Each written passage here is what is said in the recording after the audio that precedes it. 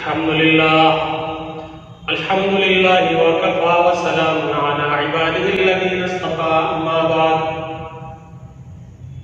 أعوذ بالله من الشيطان الرجيم بسم الله الرحمن الرحيم قال الله تبارك وتعالى عز وجل في كلامه العزيز لن ينال الله لحومها ولا دماؤها ولكن يناله التقوى منكم صدق اللہ العظیم۔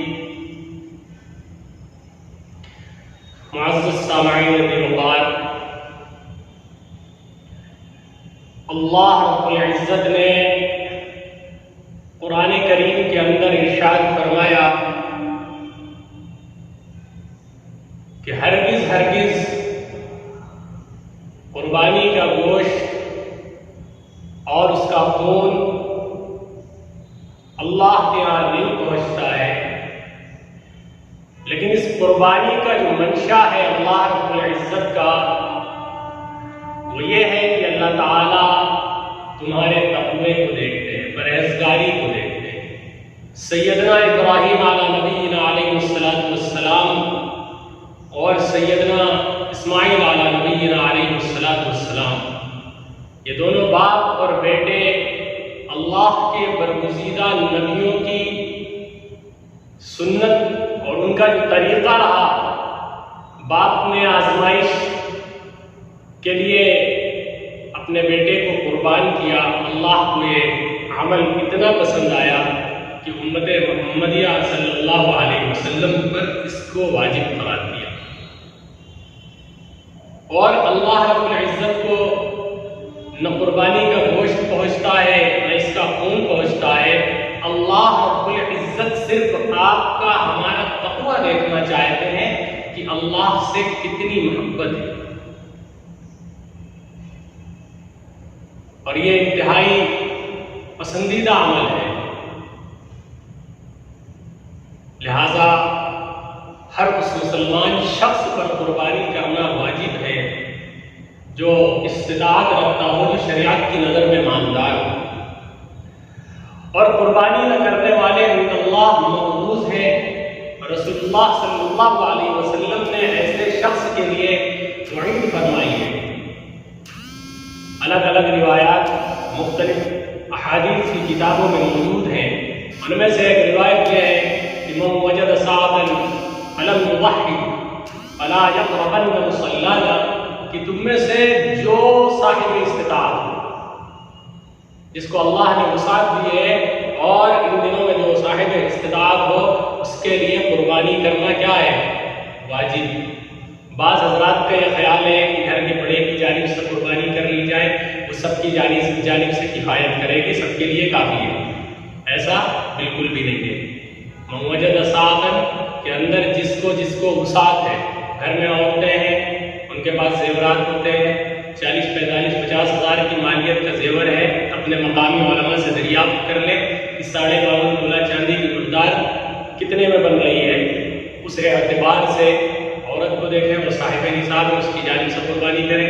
آپ کاروباری ہیں، آپ کے پاس نصاب کے بقدر مال ہے، آپ اپنی طرف سے کریں۔ بہنوں کے لیے بہت سے حضرات نے زیور ان کو ہبہ کر دیا ہوتا ہے، والدین نے یا بھائی بہنوں نے شادی وغیرہ کے لیے، اگر ان کے پاس زیورات ہیں تو اپنے آپ کو دیکھیں اور اس کو ملکیت تامہ حاصل ہے اگر تو اس کو دیکھیں اور وہ اپنی جانب سے قربانی کرے۔ لہذا گھر کے ہر فرد کی طرف سے قربانی کرنا واجب ہے، ورنہ اس حدیث کے مطابق وعید کا مستحق ہوگا۔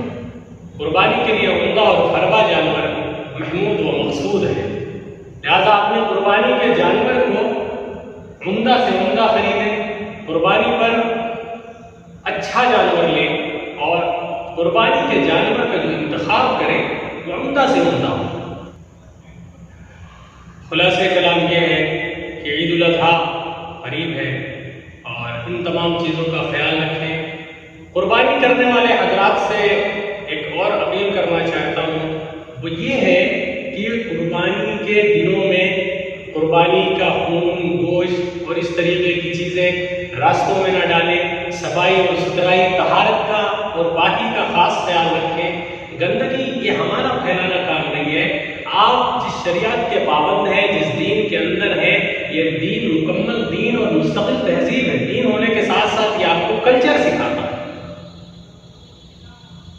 اور نظافت یہ ہمارے ایمان کا جز ہے، حصہ ہے. پاکی اور طہارت کے بغیر، صفائی ستھرائی کے بغیر ہماری عبادت عند اللہ مقبول نہیں. لہٰذا ایسے موقع پر جانوروں کی ذبح کرتے ہوئے ویڈیو وغیرہ بنا کر کے سوشل میڈیا پر نہ ڈالیں، اسی طرح ان کی تصویریں نہ ڈالیں، اور اس طریقے کی غیر اخلاقی کوئی حرکت نہ کریں جو آپ کے لیے دقت کا سبب ہو. اور ہم وطن عزیز میں ہمارے جو ہم وطن بھائی ہیں ان کا بھی خاص خیال رکھیں، کسی طریقے سے ان کی دل آزاری نہ ہو، گوشت وغیرہ راستوں میں نہ پھینکیں، گندگی نہ کریں، اور جو چمڑا ہے یا فضلات نکلتے ہیں جانور سے ان کو کہیں پر دفن کر دیں، ان پر چونے وغیرہ کو ڈال کر کے اور اچھی طریقے سے ان کو زمین کے اندر دبا دیں تاکہ تعفن پیدا نہ ہو.